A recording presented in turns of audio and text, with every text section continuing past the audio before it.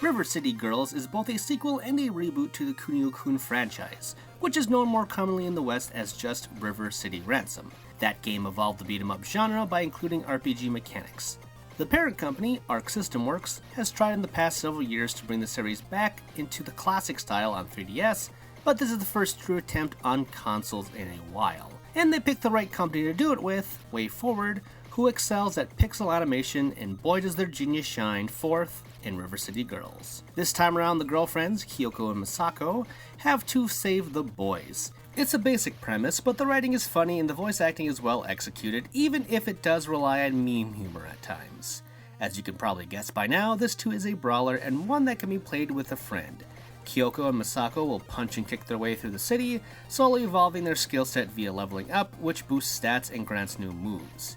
There is also a dojo where you can learn new special moves. Aside from that, shops can also be used to buy food, which increase stats, but only after the first time.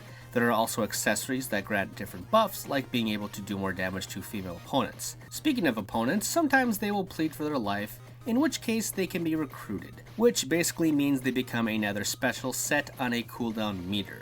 This is all to say the girls have a wealth of options at their disposal and makes this old genre feel fresh again, even though there are still some downfalls.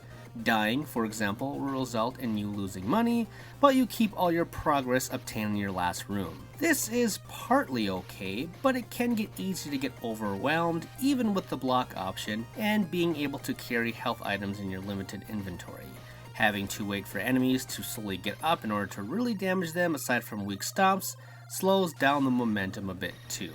And if I really have to make a picky comment, $30 is a bit much for the game for as short as it is. That said, I think it is worth every penny despite that last laundry list of complaints. They are very minor in the grand scheme of things. The gameplay is smooth, the colorful art and animations are beautiful, and the music is just too good. Not has a game in this style hooked me as much as the Scott Pilgrim game from almost a decade ago. It doesn't quite hit those highs, but this is still an excellent beat-em-up and a fun example as to why we still need and want the genre in our lives. If you like this video and want to see more from me, then subscribe to my channel, and also check out my articles over at The Gamer. All these links and more are in the description notes below. Thanks for watching!